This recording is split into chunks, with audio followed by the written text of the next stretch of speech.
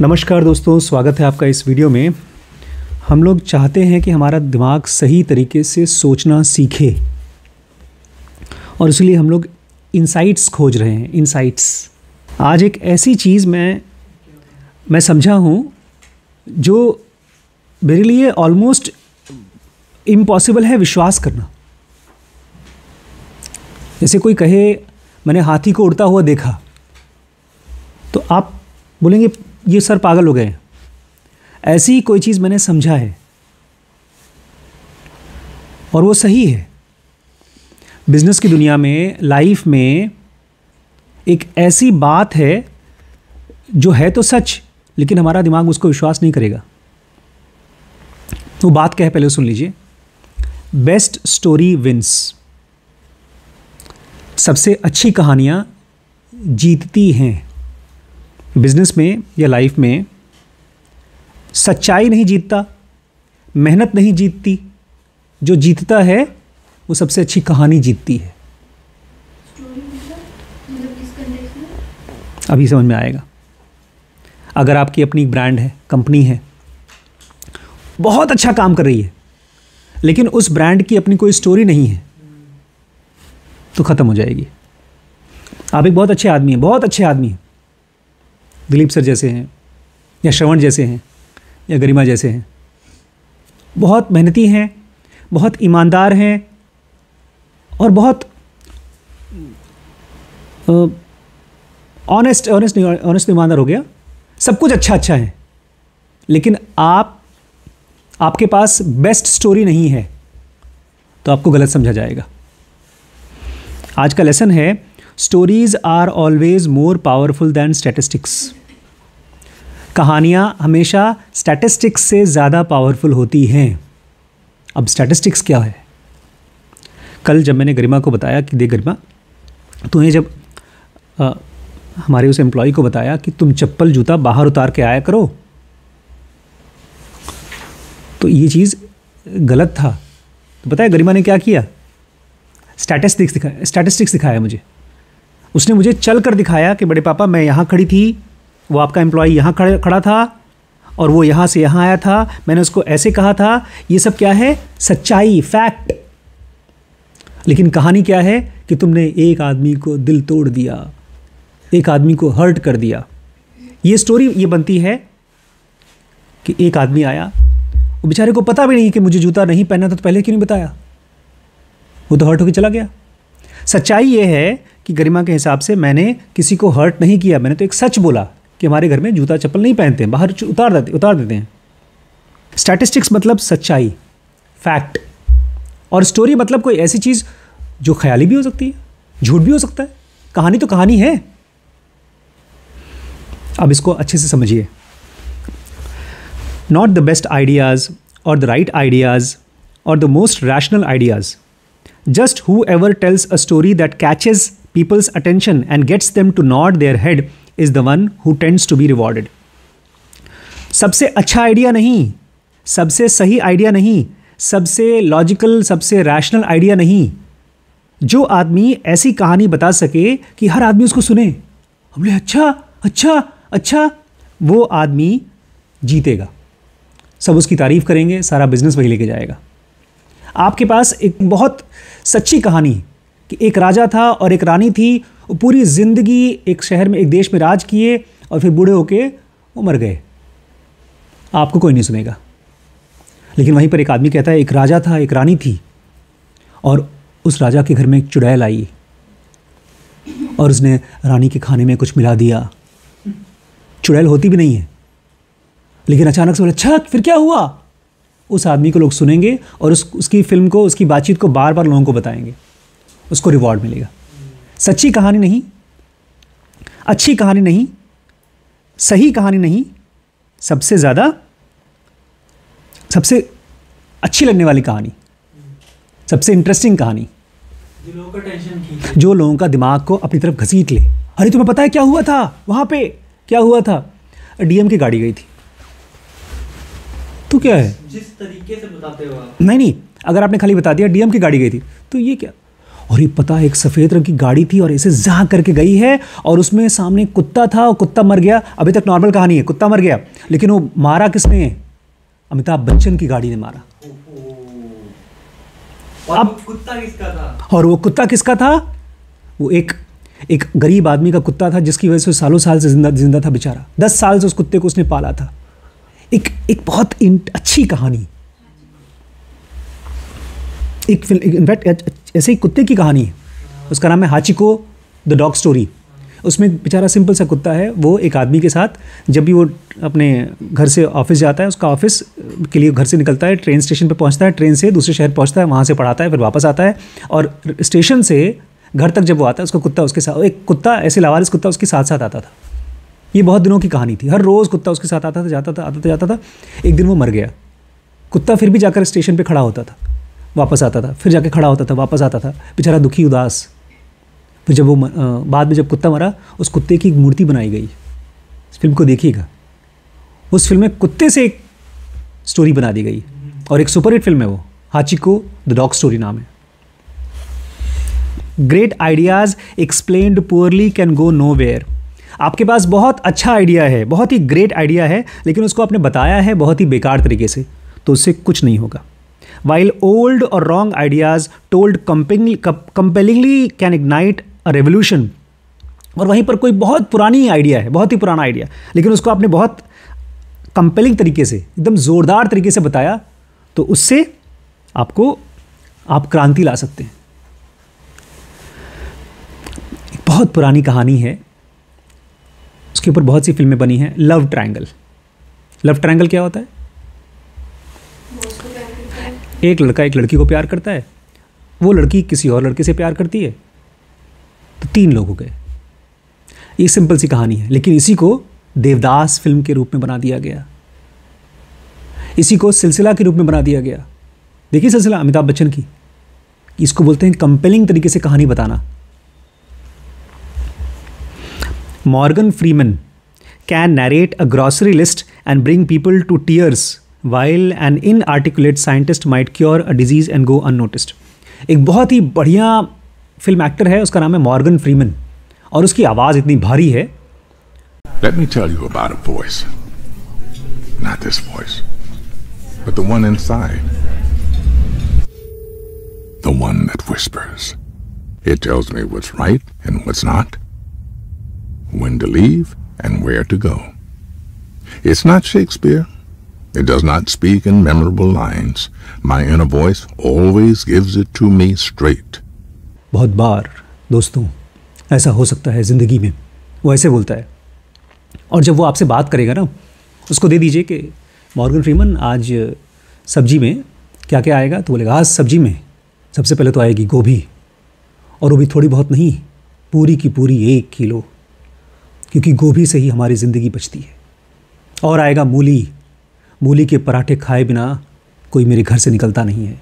तो उस आदमी को आप एक ग्रॉसरी की लिस्ट, एक सब्जी की लिस्ट दे देंगे, उसको भी सुनकर लोगों के आंखों में आंसू आ जाएगा। और वहीं पर एक आदमी बेचारा डॉक्टर है, लोगों की जान बचा बचा के मर गया, लेकिन कोई बोलेगा क्या किया तुमने, जाने तो बचाई थी, क्योंकि उसकी कहानी बहुत अच्छे से बताई नहीं गई। There is too much information in the world for everyone to calmly sift through the data, looking for the most rational, most correct answer. Problem ये है कि इस दुनिया में बहुत ज़्यादा इन्फॉर्मेशन है। आप जब लोगों से बात करते हैं तो 10 लोग आपसे बात करेंगे, 10 में से आप किसकी बात को सुनेंगे, किसकी बात पर ध्यान देंगे? आपका दिमाग बेचारा थक जाता है सही चीज़, डिटेल्स खोजने के लिए। इसलिए किस पर ध्यान देता है? जो सबसे अच्छी कहानी लगती है।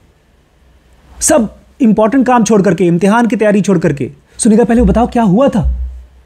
जो आदमी बहुत अच्छे से कहानी बताएगा।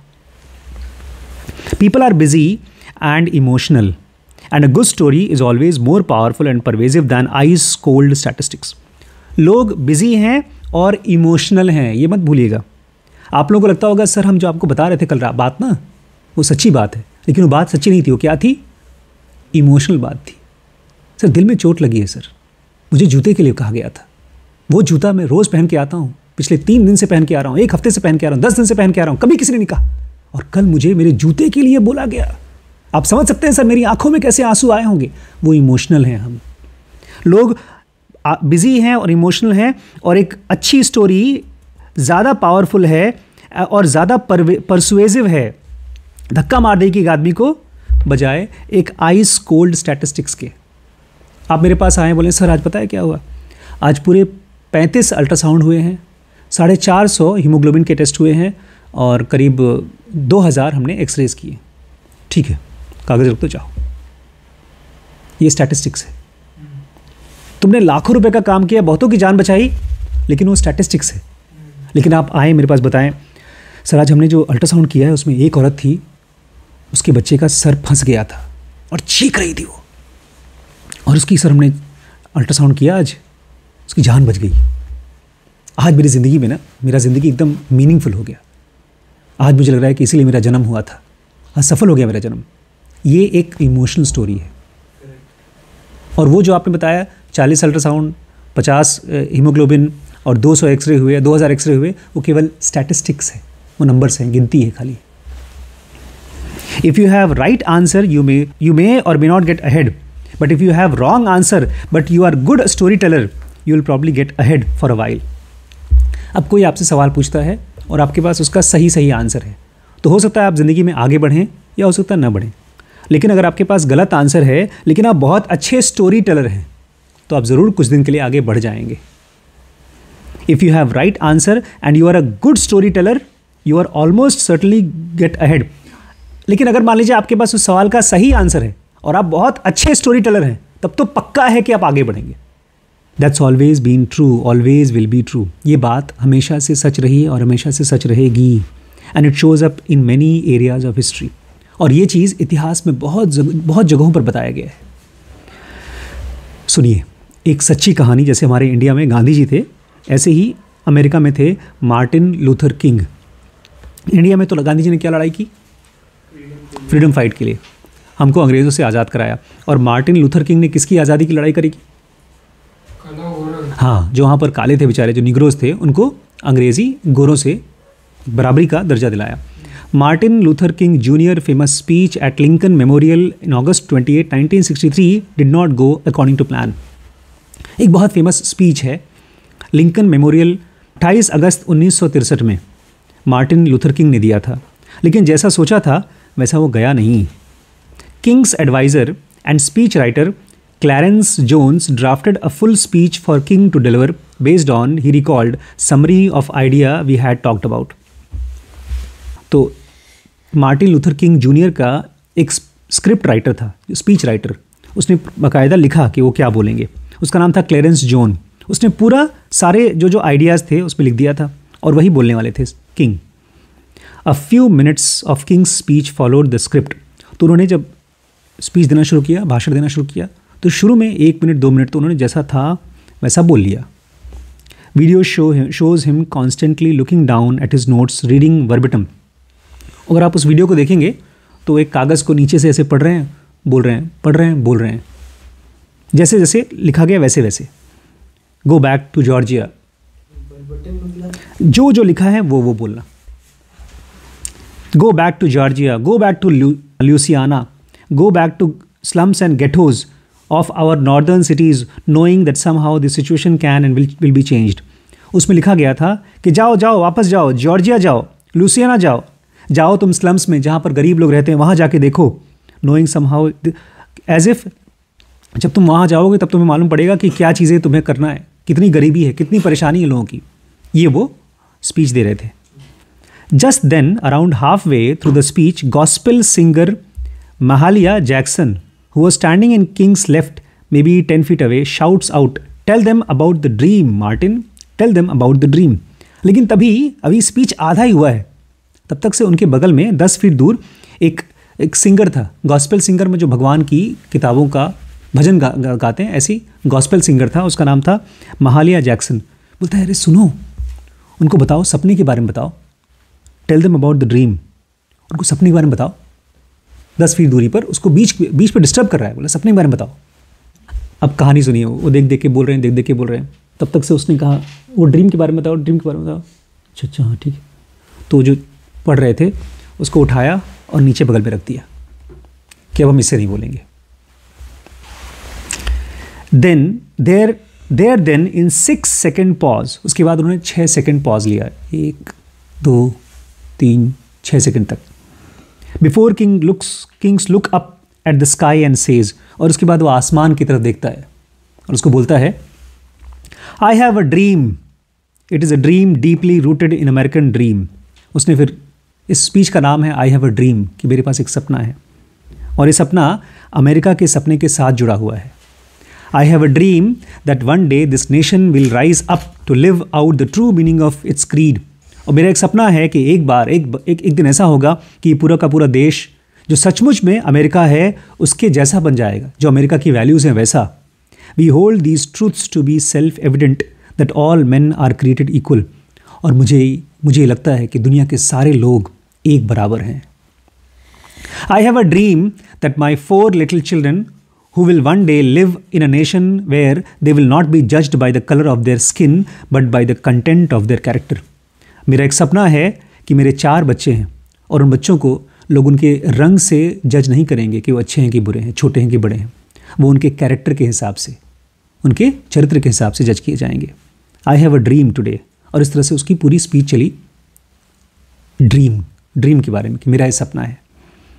The rest was history.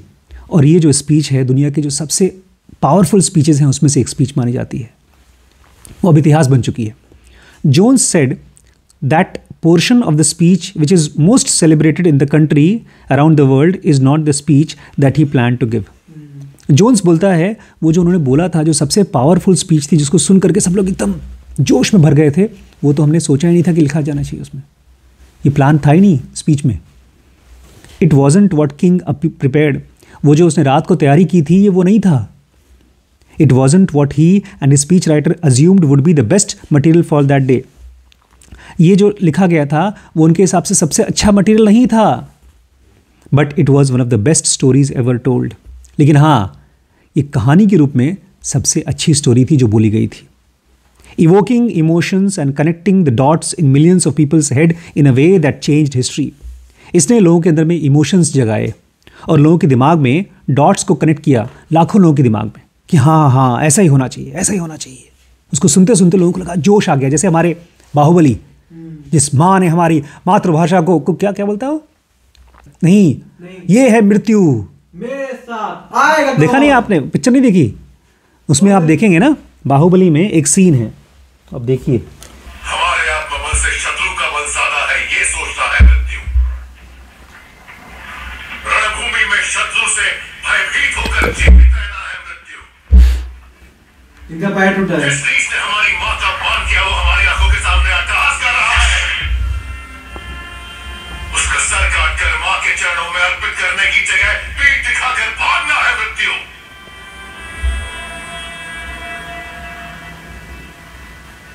उस मृत्यु को मारने जा रहा हूं मैं। मेरी मां और मातृभूमि को कोई नीच पापी छू नहीं सकता। उनकी छाती चीरकर उन सबको ये कहना जा रहा हूं मैं।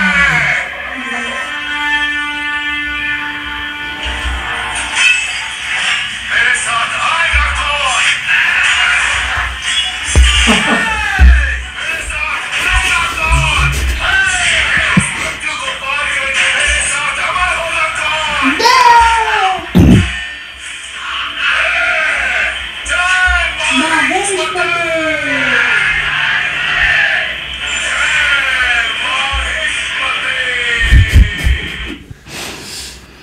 तो इसी तरह से लोगों को बेवकूफ़ बनाया जाता है। अगर सोच लीजिए वहाँ बैठे हों, सोच लीजिए वहाँ पर बाहुबली थे, ये स्पीच ना देते, बोलते देखो भाई दुश्मन के तकरीबन 53 लोग मरे हैं और हमारे करीब 250 लोग मरे हैं, तो हमारी सेना ज़्यादा मर चुकी है, उनकी सेना कम मरी है, इसलिए अब हम लोगों को थोड़ा सा मेहनत करना होगा और तीर धनुष को अच्छे ले लो, इकट्ठा कर लो और जाके उनको मारना होगा, ठीक है? तो आप तो कितना मोटिवेटेड होते लोग, कितना ताकत आती, कितना जोश आता। कह रहे हैं but it was the best stories ever told, evoking emotions. जब आप कुछ बोल रहे हैं तो सामने वाले का एक इमोशन इवोक होना चाहिए, जगना चाहिए। जो हम लोग मंदिरों में जाते हैं बहुत बार कोई ज्ञान व्यान नहीं मिलता, वहाँ पर हमारा इमोशन इवोक होता है। जो भजन गाए जाते हैं, जय हनुमान ज्ञान गुण सागर त्रिलोक उजागर, वो जो बोला जाता है उससे हमारा इमोशन इवोक होता है। Good stories tend to be that. तो जो अच्छी कहानियाँ होती हैं वो यही करती हैं। They are extraordinary ability to inspire and evoke positive emotions. जो अच्छी कहानियाँ होती हैं उसके अंदर में खासियत होती है कि वो इंस्पायर करती हैं और जगाती हैं positive emotions, bringing insights and attention to the topic that people tend to ignore. और लोगों का ध्यान जो सबसे इंपॉर्टेंट बात पर नहीं जा रहा था उसी पर ध्यान घसीट के ले आती है। Bringing insights and attention to the topic, उनका ध्यान और उनका इंसाइट वहाँ लाता है जो हम इग्नोर कर पा नहीं ध्यान पर दे पा रहे थे। They have previously been presented with nothing but facts. पहले उनको बताया गया था केवल फैक्ट, सच्चाई, बट उनका ध्यान नहीं जा पा रहा था उस पर। Mark Twain was perhaps the best story teller of modern times. अब सुनिए, जो सबसे अच्छे स्टोरी टेलर होते हैं ना, वो कैसे सोचते हैं, कैसे लिखते हैं। एक मार्क ट्वेन थे जो अपने ज़माने के सबसे अच्छे कहानीकार थे, स्टोरी टेलर थे। व्हेन एडिटिंग एंड राइटिंग, जब वो अपनी कहानी लिखा करते थे और एडिट करते थे, he would read out his wife and kids. वो अपनी कहानी लिखने के बाद अपने बच्चों को और अपनी बीवी को बुलाते थे, बोलते थे बैठो मैं अपनी कहानी पढ़ रहा हूँ, सुनो। When a passage caused them to look bored, और जब वो पढ़ते थे तो अपनी बीवी को और बच्चों को देखते थे और एक लाइन आई और उस लाइन को सुनते सुनते वो लोग यहाँ वहाँ देखने लगे, तो खट काट देते थे कि ये लाइन नहीं होनी चाहिए। अगर किसी लाइन को, किसी पैसेज को सुनते सुनते मेरे बच्चे और मेरी बीवी बोर हो रहे हैं तो वो लाइन नहीं होनी चाहिए, चाहे कितनी भी सच्ची लाइन हो, वो होनी नहीं चाहिए। He would cut them. When their eyes widened, when they sat forward and furrowed their brows, he knew he was onto something. और कुछ बोल रहा है और उसको, जो बोल रहा है उसको सुनते सुनते उसके बच्चे ऐसे कर रहे हैं, हाँ पापा फिर क्या हुआ, फिर क्या हुआ, बस इसका मतलब मैं सही चीज़ लिख रहा हूँ।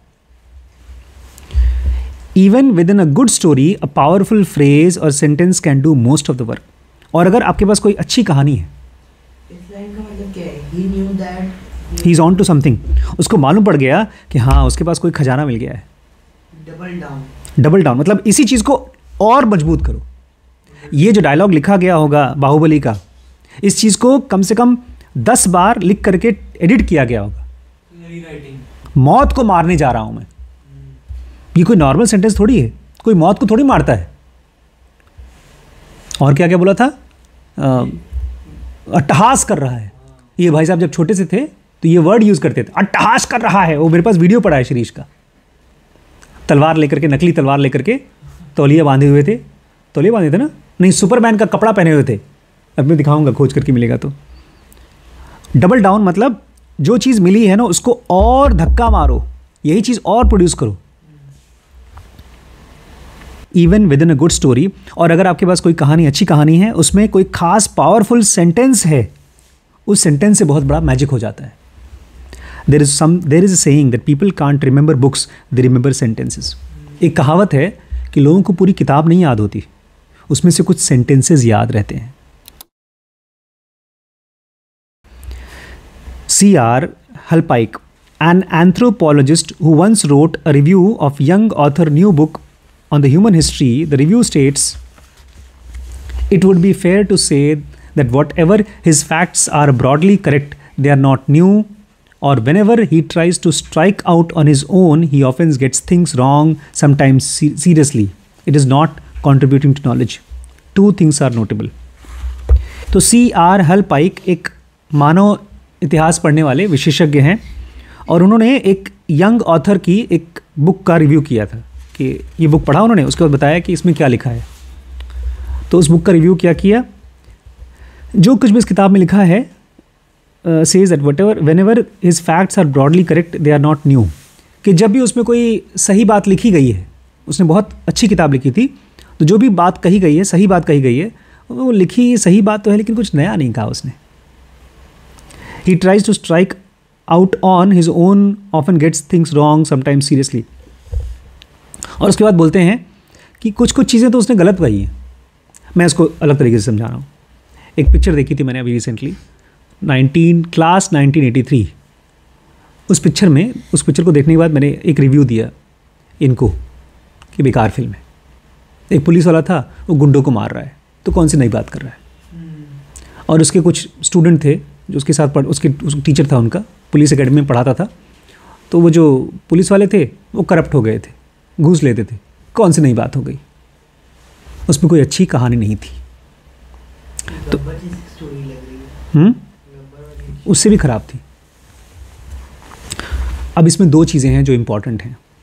One, that the author Yuval Noah Harari has sold over 28 million books, making him one of the best-selling contemporary author in the field of his book *Sapien*, which Hal Pike was reviewing, is the most successful anthropology. अच्छा, ये जो हल पाइक जिस किताब की बात कर रहा है ना, उसका नाम है *Sapiens*, और वो इस समय की सबसे ज़्यादा बिकने वाली किताब है। 28 मिलियन बुक्स बिकी हैं उसकी, 28 मिलियन बुक। अभी तक मेरी जानकारी में कोई ऐसी किताब नहीं जो 28 मिलियन बुक बिकी हो। 20 लाख से भी ज़्यादा ना, 2 करोड़ 80 लाख। 1 मिलियन 10 लाख होता है। जो सबसे अच्छी बुक बिकी होती हैं वो 1 मिलियन जब बिक जाती है तो उस पर लिखा रहता है 1 मिलियन सोल्ड। 1 मिलियन मतलब 10 लाख। अगर एक किताब में से उस आदमी को केवल 100 रुपये मिला तो 10 लाख गुणे 100 कर दीजिए आप। लेकिन ये किताब कितनी बिकी है? 28 मिलियन। और उसके बारे में कह रहा है कोई खास बात नहीं लिखी है, तो इतनी बिकी कैसे? सुनिए, युवल नोआ हरारी नाम है राइटर का। उसकी किताब को पढ़ने के बाद पहली बार मुझे समझ में आया कि दुनिया में पैसा कैसे आया था।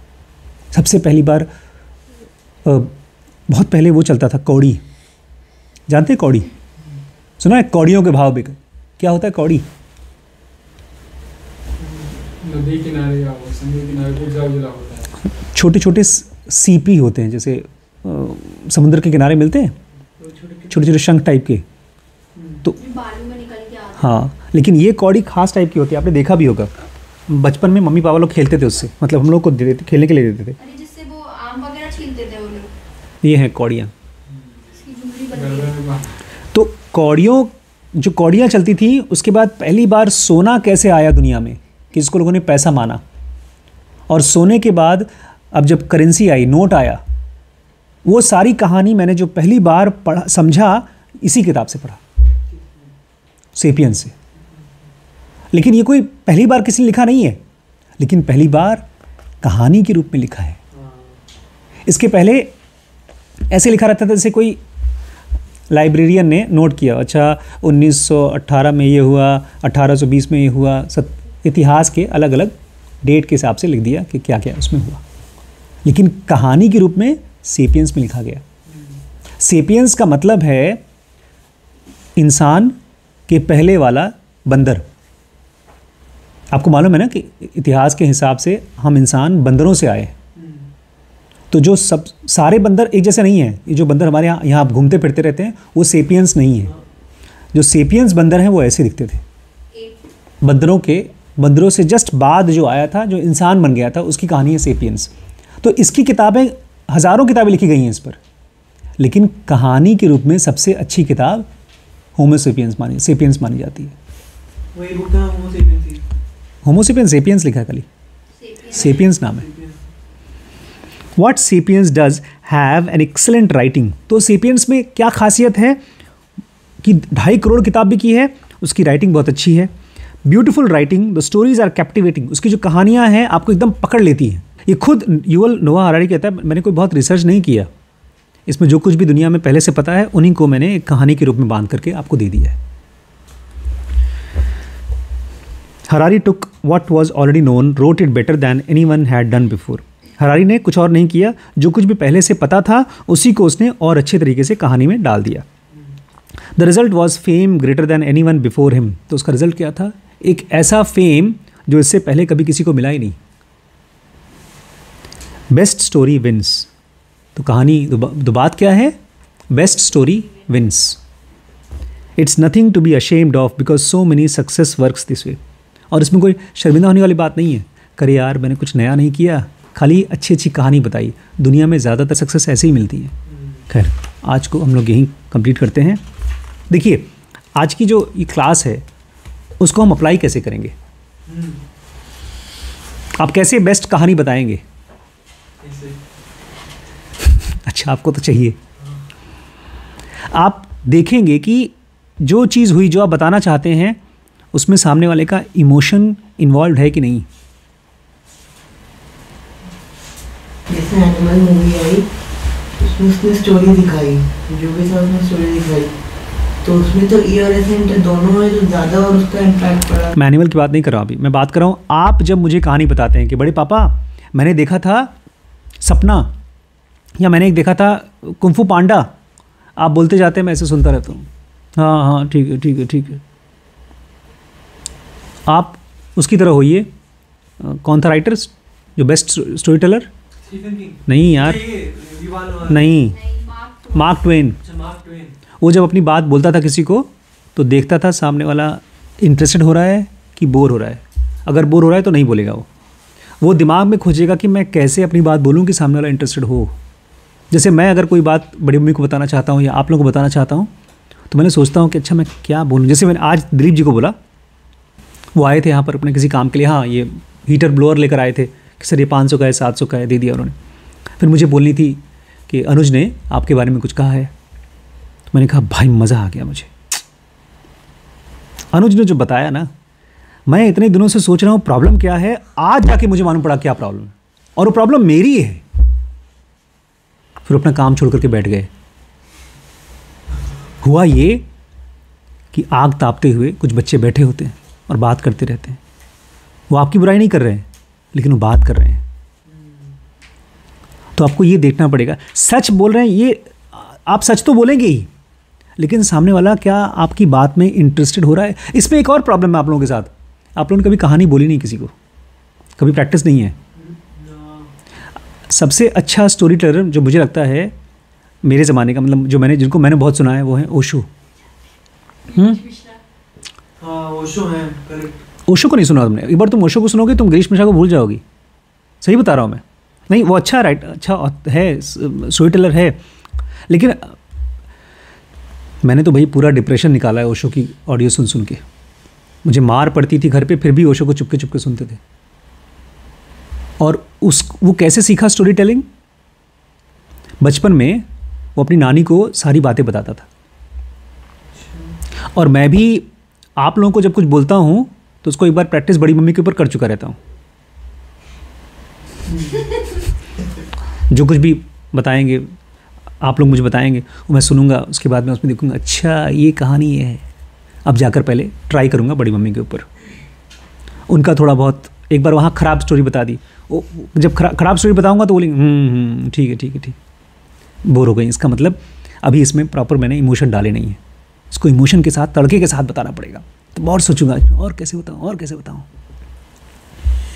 जैसे कुछ दिन पहले, अब तो सर्दियाँ चालू हो ही गई, डॉक्टर एमपी ने मेरे लिए 2 पजामे लाई थी, और 2 पजामे जब देखा मैंने कहा क्या पैसा बर्बाद करती हो तो। और परसों जब मैं नहा के निकला हूँ तो ठंड तो लगी रही थी पैरों में, तो मैंने जो पजामा दिया था वो रात को मैंने पहना था, जब उसको उतारा तो और ठंड लगे। मैंने कहा ये पागलपन है यार, पैजामा पहनकर, जो सोने वाला पैजामा पहन के अगर ठंड बच रही है तो फिर जीन्स क्यों पहने, पैंट क्यों पहने, यही पहनते हैं।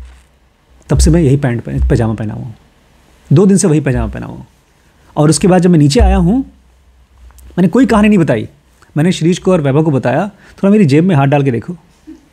दोनों ने मेरी जेब में हाथ डाल के कहा ये तो बड़ा गर्म है। मैंने कहा तुम लोग को क्या लगता है? तो आज देखो एक तो ये भी खरीद लिए हैं, उनके लिए भी पैजामा आ चुका है। ये कोई ट्रिक नहीं है जो आपको बता दूंगा, आपको समझ में आएगा कि सही कहानी कैसे बोलते हैं। ट्रिक ये है कि आप कितने खुश हैं, कितने दुखी हैं किसी चीज़ को एक्सपीरियंस करने में। इमोशन, अपने इमोशंस को महसूस करिए, क्योंकि मेरा इमोशन था। अब मुझे पता है सर्दी का टाइम है, बाहर निकलने का शायद मौका ना पड़े, घर ही में रहेंगे। ऊपर मेरा घर है, नीचे ऑफिस है, तो ज़रूरी है कि मैं जीन्स पहन के नीचे आऊँ, और जब जाना होगा कहीं बाहर तो चेंज कर लूँगा। तो पजामा भी पहना, देख लो, ना विश्वास हो तो। तो कहानी को प्रैक्टिस करिए, लोगों को पकड़िए, उनके ऊपर प्रैक्टिस करिए, और सच्ची कहानी को प्रैक्टिस करिए, अच्छे तरीके से बताने की प्रैक्टिस करिए। आप गए मार्केट में, कोई सामान खरीद के ला रहे हैं, उसमें कुछ गड़बड़ी हो गई, कुछ अच्छा हुआ, सर बताएं क्या हुआ आज अगर आपकी जगह मैं गया होता तो पूरा एकदम स्क्रीन प्ले बना देता कि सर मैं जब गया कचहरी में खोज के थक गया, मर गया मैं सर्दी के मारे। नमस्कार।